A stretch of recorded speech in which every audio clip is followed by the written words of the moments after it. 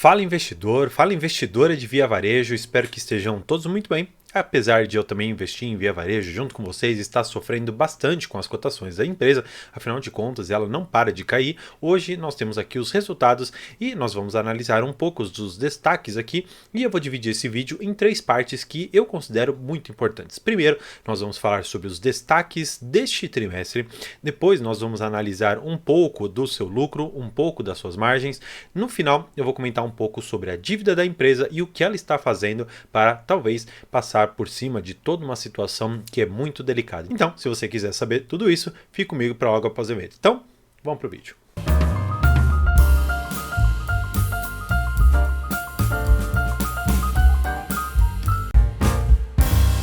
Trazendo vocês aqui direto para minha tela, eu vou passar direto para o resultado aqui que eu sei que é muito importante para vocês, que é o prejuízo dessa empresa. Foram 297 milhões de prejuízo. E antes que a gente passe exatamente para alguns indicadores para a gente analisar, por que foi tão negativo esse trimestre aqui? E eles colocam aqui que o resultado financeiro foi impactado muito por conta da Selic. Claro, não é novidade para nenhum de vocês que investem no varejo que as margens dessas empresas são extremamente baixas, afinal de contas, nós, como consumidores, queremos sempre pagar o mais barato e aquilo que normalmente entrega mais rápido. Então, eu vou olhar uma geladeira e eu falo, bem, essa geladeira está custando R$3.000 e na concorrente dela está custando R$2.900, as duas entregam em 2 dias, então eu vou comprar na que está custando R$2.900. Então, essas empresas, elas lutam muito por uma diferença baixa ali de um produto para o outro, uma diferença pouca de um para o outro e isso acaba reduzindo muito as suas margens e atraindo mais e mais competitividade para o setor, consequentemente as suas margens são muito baixas. Se você tem uma margem muito baixa e você precisa de um capital de giro efetivo e muito alto, você acaba se endividando muito, porque pensa na seguinte situação, vou até trazer vocês aqui para mim para a gente conversar um pouco sobre isso, que é muito importante. Pensa na geladeira que eu comentei com vocês. Vocês olham ali para a geladeira, querem comprar R$3.000, só que aí eles vão te dar uma forma de crédito facilitada. Eles falam o seguinte, olha, você vai pagar esses R$3.000 em 10 prestações de R$300. Sem juros, sem nada, R$300 fixos. Só que o que acontece? Você, como investidor, você como dono ali da Via Varejo, no momento que você vende essa geladeira, por mais que não tenha juros e você tenha efetivamente vendido, esse crédito ele não vai vir de uma vez para você, ele vai vir parcelado. Só que você precisa repor aquela geladeira imediatamente no estoque. Só que aí, imagina o seguinte, você comprou aquela geladeira há uns 3, 4 meses atrás e ela estava custando, por exemplo, R$1.500. Só que por conta dos reajustes, por conta de diversas coisas, essa geladeira passou a custar R$1.700. E aí, olha a situação que você tem. Você tem R$300 que o cara te deu para pagar aquela entrada e você tem uma geladeira que custa R$200 mais caro do que você havia comprado antes e você ainda precisa colocar os outros 1.400 ali dentro para você comprar essa geladeira para voltar para o seu estoque. E aí pior disso é que ainda existe a possibilidade dessa pessoa não pagar. Então você ficou sem o produto, não conseguiu no final das contas receber o valor e você ainda teve que repor no estoque algo que era mais caro. A exigência de um capital efetivo e alto de giro para você fazer essa compra e repor estoque e tudo mais, aliado a uma margem líquida baixa em relação à sua operação, fazem com que o varejo no Brasil ele se torne muito complicado. E quando nós temos diversas outras empresas como Magazine Luiza, como Amazon, como Mercado Livre, como enfim, outras tantas ali, como a Shopee, como a Shai, enfim, são empresas que estão abocanhando market share, que basicamente significa fatia de mercado, a parcela de mercado que cada uma tem, consegue ali participar. Então, no mercado competitivo, que uma margem baixa e muitas pessoas querendo competir, isso torna o mercado muito difícil e, consequentemente, acaba afetando muito seus resultados. Aliando a isso, que nós temos a taxa Selic, como nós vimos aqui, que foi um indicador extremamente importante para impactar os seus resultados financeiros, nós temos um cenário totalmente caótico e pronto para acabar com o resultado das varejistas, e foi exatamente isso que aconteceu com a Via Varejo. Bem, mas apesar de tudo isso, nós tivemos alguns resultados que a gente pode dizer que por longo prazo, se essa empresa ela conseguir superar todo esse momento caótico, podem ser significativos. Por quê? Elas tiveram um aumento de 11% aqui nas suas lojas. Isso é importante porque elas ganharam quase aqui 2 pontos percentuais do market share, ou seja, significa que de toda a fatia de mercado, ela conseguiu ganhar de outras empresas quase 2%, significando que ela aumentou a sua participação no mercado. Então, isso para nós é bastante importante.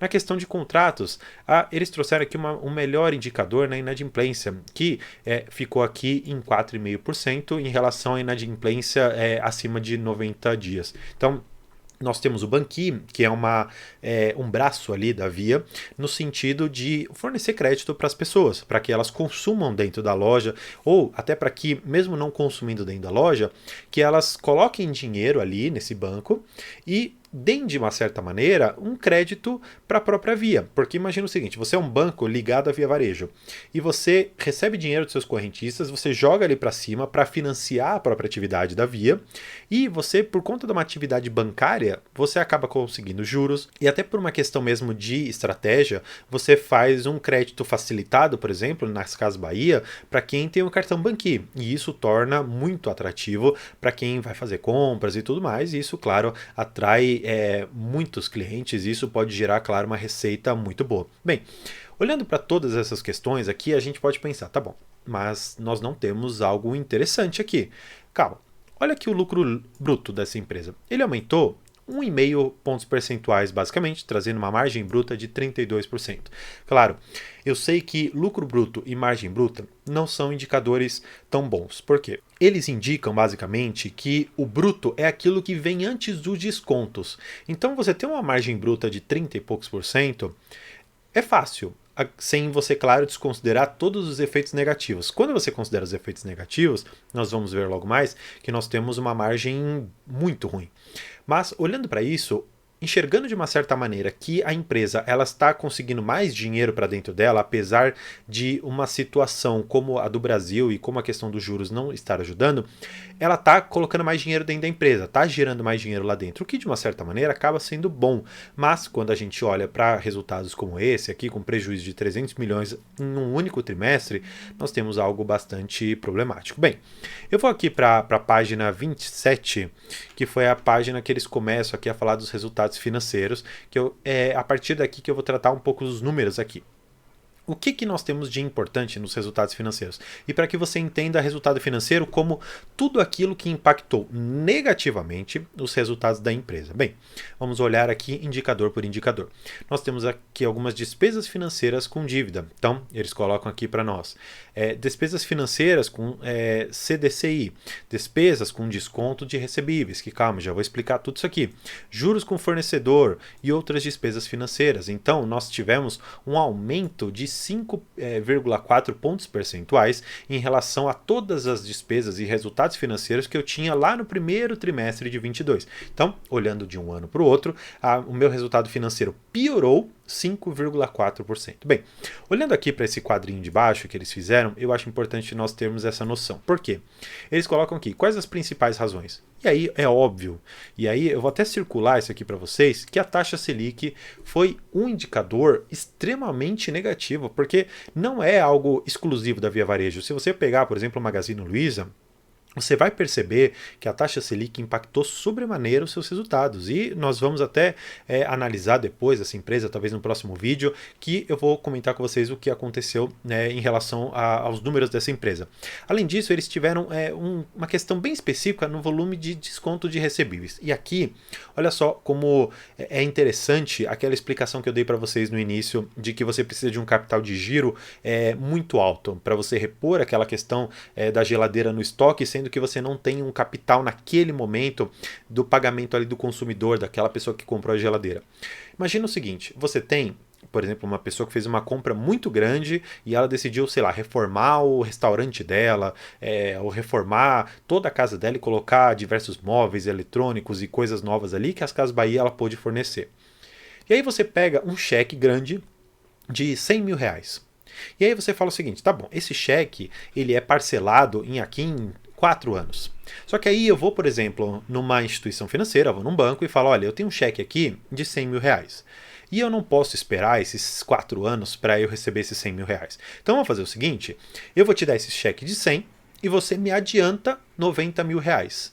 Só que você fica com esses outros 10 aqui, essa diferença, para você como a sua remuneração, pelo trabalho que você vai estar fazendo de esperar esses 4 anos e porventura cobrar essa pessoa se ela não pagar. Então tá bom. Só que aí você percebe que teve um desconto aqui de 10% daquilo que você efetivamente vendeu, você não recebeu, mas você conseguiu antecipadamente.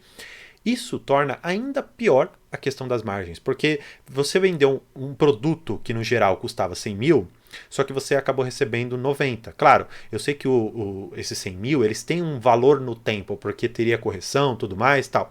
Mas você receber esse valor agora, para você movimentar a máquina que existe ali por detrás das Casas Bahia e de todas as outras marcas que fazem parte aqui da Via Varejo, é importante você ter essa noção para enxergar que a taxa Selic comprimiu as margens, que já eram bastante complicadas, e o desconto bancário comprimiu ainda mais aqui os recebíveis que ela tinha. Então, esses são indicadores importantes para você saber. Além disso, houve um aumento no volume de desconto de cartões de crédito, aqui na casa de 137 milhões. Houve um aumento no desconto de crediário, em 85 milhões. Um aumento dos custos de risco sacado. Olha, isso aqui é importante, porque onde que nós vimos esse termo? Aqui, ó, risco sacado, na nossa querida Americanas, que foi basicamente esse o indicador, esse o problema que fez com que a Americanas tivesse aquele rombo inicial lá de 20 milhões e que depois acabou se descobrindo que estava ali na casa dos mais de 40 bi em relação à sua dívida total. Bem, enxergando que existe esse risco, mas que ele não é tão grande aqui, é importante saber que ele existe. Agora, por fim, eles colocam como despesas com dívidas bancárias e outras despesas aqui 83 milhões, gerando aquela deficiência a mais de 5,4 pontos percentuais de um ano para o outro. Bem, olhando aqui para a questão do seu lucro líquido e tudo mais, eu quero mostrar para vocês como que isso é composto e nós vamos ver a questão da margem líquida dessa empresa. Para você entender esse quadrinho, que ele pode não parecer algo tão didático, mas eu vou torná-lo um pouco melhor para você. Bem, primeiro, a gente precisa entender toda uma questão temporal. Olhando especificamente para essa questão temporal que eu quero mostrar para vocês, eu quero que vocês enxerguem o lucro líquido no primeiro trimestre de 2022 e aí vamos enxergar como uma linha temporal de tudo o que aconteceu para chegarmos aqui em relação ao prejuízo no primeiro trimestre de 2023. Portanto, olhando para tudo o que aconteceu, nós vamos pegar de um trimestre, ou pelo menos do primeiro trimestre de 22 com o primeiro trimestre de 23, enxergar o que aconteceu e que trouxe de variação negativa. Bem, olhando primeiro para o primeiro indicador que nós temos aqui, houve um lucro bruto aqui na casa de 1,4 pontos percentuais a mais do que aquilo que a gente tinha no primeiro trimestre de 22. Só que aí o que aconteceu?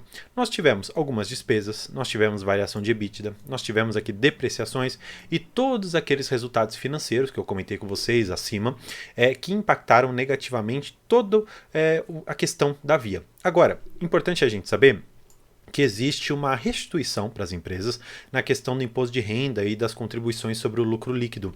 E isso acaba dando uma receita a mais para a Via. Se não fosse isso, claro, é a previsão em lei de que há essa restituição aqui e há toda uma questão regulada a esse respeito, mas isso poderia ser ainda pior. Bem, olhando para a questão efetivamente do que aconteceu, nós vamos ver a margem líquida desta empresa. Bem, antes nós tínhamos algo aqui, e eu vou até mudar a cor, de uma margem líquida de 0,2%.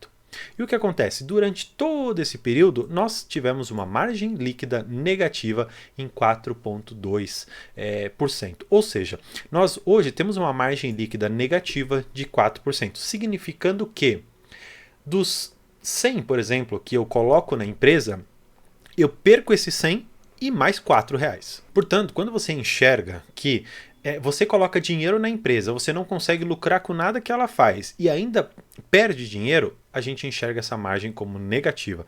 Portanto, por mais que isso possa significar algo muito ruim para nós, é importante você enxergar o contexto macroeconômico do Brasil para dizer se efetivamente isso aqui é recorrente ou não. Mas nós já vamos ver algo bem específico que eu puxei aqui do Status Invest, que eu acho esse gráfico aqui muito bom para a gente analisar alguns indicadores. Bem, olhando aqui, 2017, nós tivemos uma margem líquida de 0,76. Olhando para 2018, uma margem líquida negativa em 1%. Olhando aqui a margem líquida de 19, 5,6%. Agora, olha só 2020. 2020 nós tivemos um juros, uma taxa Selic de 2%.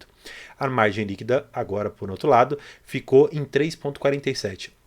Você pode achar que é uma variação pouca, você pode achar que isso aqui não significa muita coisa, mas nós vamos ver os lucros e você vai entender que numa empresa de capital intensivo muito forte, um ganho na sua margem líquida, mesmo que seja pouco, estoura a questão da lucratividade em diversos milhões. E nós vamos ver isso logo mais.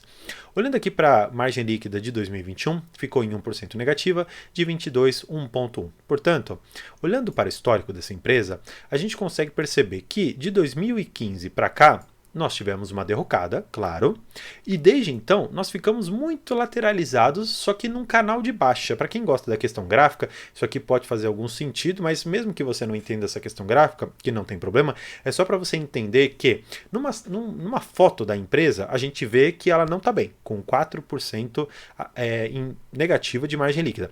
Olhando para um filme da empresa, tudo aquilo que ela vem apresentando ao longo da história, claro, eu sei que houve mudança de gestão, eu sei que em 2021 saiu do armário aquela questão dos processos trabalhistas, eu sei de tudo isso, mas o que eu quero mostrar para vocês é que num aspecto macro, olhando para o business da empresa, para o que ela efetivamente faz, ela realmente vem demonstrando uma piora nesse tempo todo e que é algo previsível nesse tipo de negócio, mas que pode sim ser importante para você montar uma posição, sair da posição ou até mesmo decidir por nunca investir nesse setor. Independente de qual lado você seguir, é importante nós olharmos para outro indicador, que é a questão da sua lucratividade. Eu vou até colocar aqui como anual para que você enxergue isso de uma maneira um pouco melhor. Olhando aqui, por exemplo, 2019, nós tivemos um lucro líquido negativo, ou seja, nós tivemos um prejuízo de 1 bilhão 433 milhões. Agora, 2020, nós já tivemos um lucro líquido na casa aqui de 1 bi.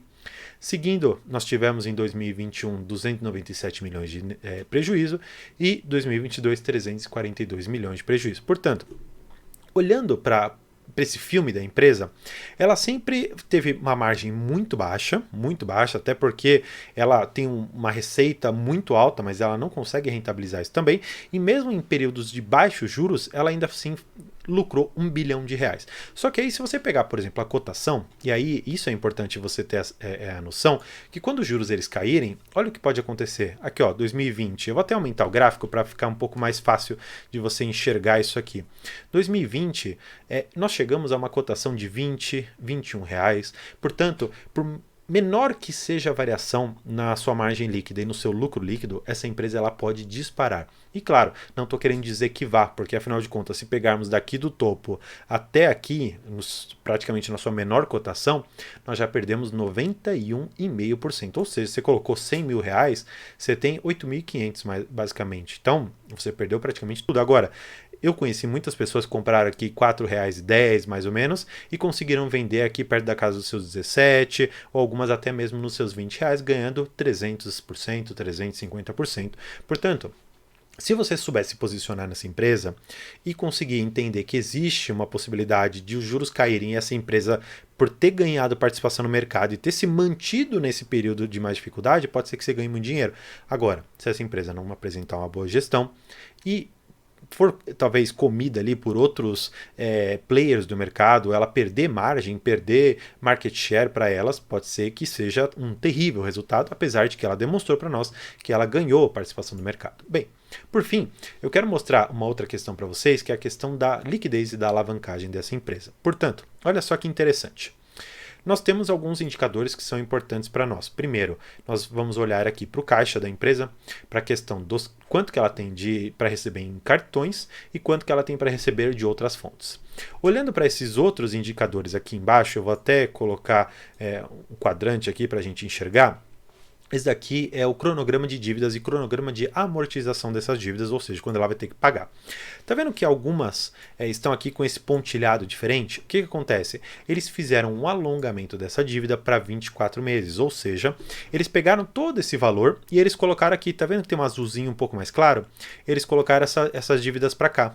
Então, o que a empresa fez? Ela renegociou essa dívida, enxergando que existe no curto prazo uma impossibilidade de pagar, ou pelo menos existe a possibilidade de pagar, mas eles enxergam que precisam do capital para continuar operante, então eles decidiram fazer essa manobra financeira. Claro, isso não ficou de graça, essa empresa ela vai ter que pagar juros e, consequentemente, isso pode piorar um pouco a situação da empresa ou, de outro lado, talvez possa até salvá-la. Agora, para você enxergar o que ela vai fazer para se socorrer, eu tenho aqui para vocês o comunicado do mercado que ela trouxe de que ela vai emitir algumas tantas debêntures para tentar captar mais ou menos 1 bilhão 119 milhões de reais.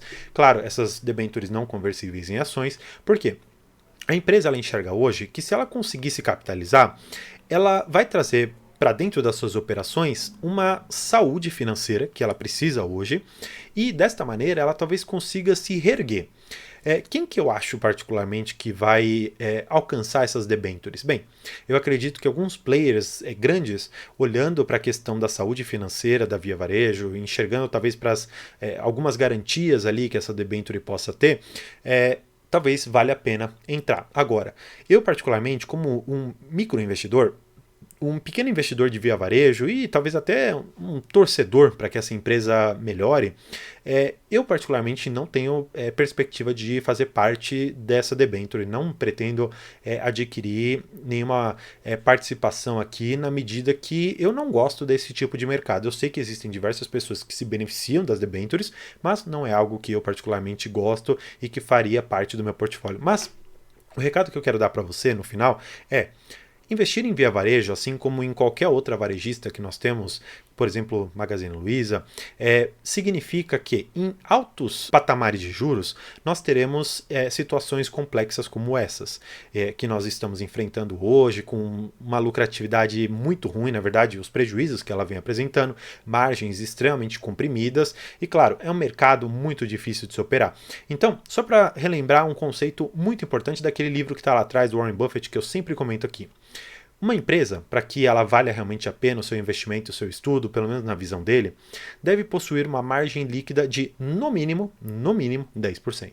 Porque isso indica, pelo menos duas coisas, uma melhor capacidade de operação da empresa, significando que ela é muito boa no que ela faz, e também, na verdade, pode ser ou ela pode indicar que haja uma barreira de entrada para esse tipo de negócio. Então eu te pergunto, o que é mais difícil? Você abrir, por exemplo, uma hidrelétrica? Ou é mais fácil você abrir uma loja de conveniências em que você venda alguns eletrodomésticos, alguns móveis ou coisa assim do gênero? Bem, eu particularmente enxergo muito mais dessas lojas do que pessoas abrindo ou pelo menos conseguindo a concessão ali para ter a questão hidráulica. Então, olhando para esses fatores, eu particularmente enxergaria os investimentos da seguinte maneira. Via Varejo, Magazine Luiza podem fazer parte do seu portfólio. Agora, enxergando que se trata de uma empresa que não traz lucros, que tem um momento muito específico macroeconômico que afeta os seus resultados praticamente diretamente, faz sentido você colocar uma grande parte do seu patrimônio lá? Bem, eu particularmente não considero dessa maneira, tanto é que, se você for ver na minha carteira de investimentos aqui, que eu publico mensalmente no canal, vocês vão ver que a minha participação ali dentro, em relação ao patrimônio que eu tenho, ele corresponde a uma parte tão ínfima do meu portfólio, basicamente ali 2%.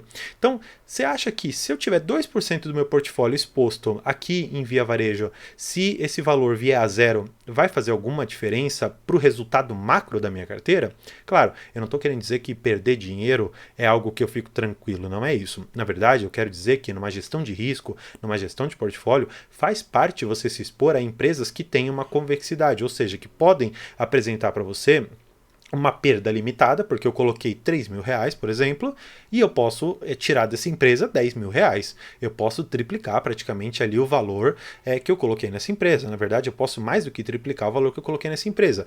Agora, é importante você não colocar todas as suas expectativas e todo o seu dinheiro numa única empresa, porque ainda que ela fosse a mais segura do mundo, como era, por exemplo, Americanas, ela pode sair lá dos seus 40 reais e valer menos de um, como ela já chegou a valer. Portanto, não colocar as suas únicas esperanças numa única empresa, mesmo que ela aparentemente seja boa, faz todo sentido no momento de você investir, porque a diversificação e não a pulverização faz muito sentido para você ter empresas um pouco mais tranquilas e algumas outras que sejam um pouco mais apimentadas, para você ter um pouco de segurança e um pouco de volatilidade, que podem as duas fazer muito bem para o seu portfólio. Bem, então espero que você tenha gostado. Não se esqueça de se inscrever no canal. Estou com 1.799 inscritos, então eu convido você para ser o 1.800. Então espero que tenha gostado. Não se esqueça também de curtir. E por hoje é isso. Muito obrigado e tchau.